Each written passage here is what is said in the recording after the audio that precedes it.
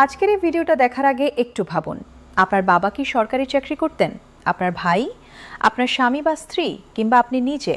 তাহলে আজকের এই খবরটা আপনার জন্য, শুধু আপনার জন্য নয়, আপনার পুরো পরিবারের জন্য। কারণ আজ 14 এপ্রিল 2026 পহেলা বৈশাখে সরকার যে ঘোষণাটি দিয়েছে সেটি শুধু একটি বেতন বৃদ্ধির সংবাদ নয়, এটি একটি পরিবারের গল্পের মোড় ঘুরে যাওয়ার মুহূর্ত। আজ জাতীয় নবম পে স্কেল আনুষ্ঠানিকভাবে গ্যাজেট আকারে কার্যকর হলো এবং দেশের প্রায় 9 লাখ সরকারি কর্মকর্তা ও কর্মচারী এবং তাদের পরিবারের কোটি মানুষের জীবনে আজ থেকে শুরু হলো এক নতুন অধ্যায়। আমাদের সঙ্গে থাকুন, পুরোটা জানুন। আমি আপনাকে একটা দৃশ্য কল্পনা করি। এই দৃশ্যটা কোনো সিনেমার নয়, এটা বাংলাদেশের লাখো সরকারি কর্মচারীর বাস্তব জীবন। এবং আজ 14 এপ্রিল 2026 এই রাত 3টার যন্ত্রণার একটা উত্তর এলো।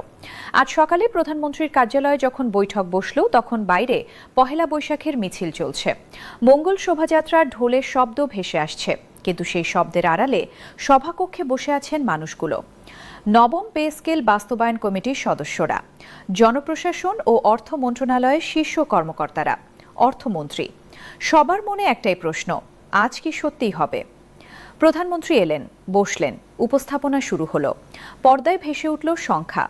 2015 থেকে 2026 11 বছরে খাদ্যমূল্য বেড়েছে গড়ে 85%, বাড়ি ভাড়া বেড়েছে 90 থেকে 110%, শিক্ষা ও চিকিৎসা ব্যয় বেড়েছে 2 থেকে 3 গুণ।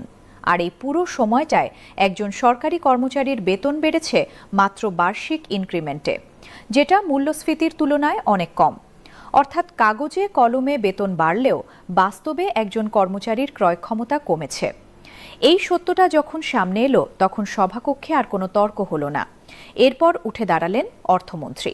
তিনি একটি কথা বললেন যেটা হয়তো অনেক দিন মনে থাকবে। তিনি বললেন, আমরা কর্মচারীদের বলি দুর্নীতি করো না, কিন্তু আমরা কি তাদের দুর্নীতি না করার মতো পরিবেশ তৈরি করে দিচ্ছি?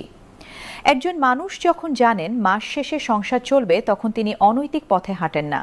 কিন্তু যখন মাসের মাঝখানে পকেট শূন্য, ঘরে অসুস্থ মা, স্কুল থেকে বকেয়ার নোটিশ, তখন একটা মানুষ কতক্ষণ সৎ থাকতে পারেন?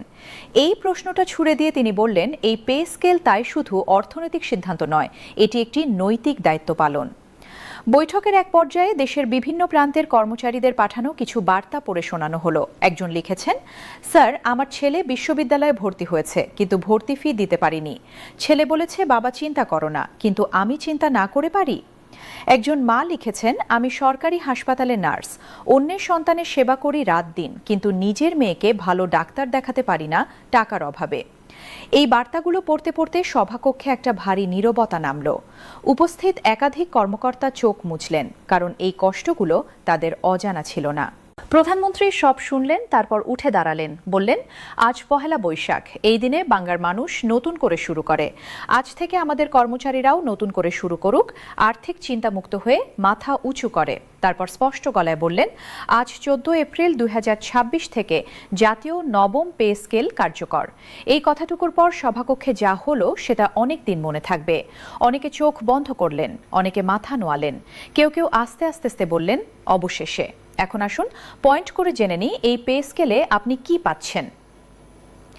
মূল বেতন বাড়ছে, নিম্ন গ্রেডে সবচেয়ে বেশি পরিবর্তন। 11 থেকে 20তম গ্রেডের কর্মচারীরা যারা সবচেয়ে কষ্টে ছিলেন, তাদের জন্য এই পরিবর্তন সবচেয়ে বেশি অর্থবহ। উচ্চ গ্রেডেও সম্মানজনক সমন্বয় আনা হয়েছে। শতভাগ পেনশন পুনর্বহাল, জীবনের শেষ বেলায় আর অনিশ্চয়তা নেই। সারা জীবনের সেবার বিনিময়ে রাষ্ট্র দিচ্ছে আজীবন নিরাপত্তার প্রতিশ্রুতি। বার্ষিক ইনক্রিমেন্ট 7%, প্রতি বছর আপনার বেতন বাড়বে এই হারে। বাজারের দামের সঙ্গে তাল রেখে আপনার আয় এগিয়ে যাবে। চিকিৎসা ভাতা কয়েক গুণ বৃদ্ধি, বাড়ি ভাড়া ভাতা, যাতায়াত ভাতা, শিক্ষা সহায়তা ভাতা, সবকিছুতেই এসেছে যুগোপযোগী পরিবর্তন। এগুলো এখন শুধু কাগজের সংখ্যা নয়, বাস্তব জীবনে সত্যিকারের পার্থক্য তৈরি করবে। আজকের এই ঘোষণায় সারা দেশে যে আনন্দ দেখা যাচ্ছে তা বলার মতো। পহেলা বৈশাখের উৎসবের সঙ্গে এই খবর মিলে এক অসাধারণ পরিবেশ তৈরি হয়েছে। সামাজিক মাধ্যমে হাজারো মানুষ লিখছেন, কেউ বলছেন এবার ঈদে ছেলে মেয়েকে ভালো জামা কিনে দিতে পারবো, কেউ বলছেন মাকে ভালো ডাক্তার দেখাবো এবার, কেউ লিখছেন বাবাকে ফোন দিলাম, বললাম, বাবা বললেন, এখন মনে হচ্ছে তোমার কষ্টটা বৃথা যায়নি। এই কথাগুলো ছোট, কিন্তু এই কথাগুলোর ভেতরে আছে বছরের পর বছরের চাপা কষ্টের অবসান। দেশের শীর্ষ অর্থনীতিবিদরা বলছেন এই সিদ্ধান্তের প্রভাব বহুমাত্রিক। শুধু কর্মচারীর ব্যক্তিগত জীবন নয়, লাখো পরিবারের আয় বাড়লে বাজারে চাহিদা বাড়বে। সেই চাহিদা পূরণ করতে উৎপাদন বাড়বে, ব্যবসা বাড়বে, কর্মসংস্থান বাড়বে। একজন কর্মচারীর বেতন বৃদ্ধি মানে শুধু তার পরিবার নয়, তার আশেপাশের দোকানদার, রিকশাওয়ালা, কাজের মানুষ সবাই উপকৃত হবেন। এটি একটি চেইন রিঅ্যাকশন যা পুরো অর্থনীতিকে চাঙ্গা করবে। বাস্তবায়নে এবার সরকার কোনো ছাড় দিতে রাজি নয়। অর্থ মন্ত্রণালয় ও হিসাব মহানিয়ন্ত্রকের কার্যালয় যুদ্ধকালীন তৎপরতায় কাজ করছে। গ্যাজেট অনুযায়ী নতুন বেতন নির্ধারণের প্রক্রিয়া ইতিমধ্যে শুরু হয়েছে। সর্বোচ্চ পর্যায় থেকে নির্দেশ, কোনো আমলাতান্ত্রিক জটিলতা যাতে দেরি না ঘটায়। যত দ্রুত সম্ভব প্রতিটি কর্মচারীর অ্যাকাউন্টে পৌঁছাতে হবে নতুন বেতন।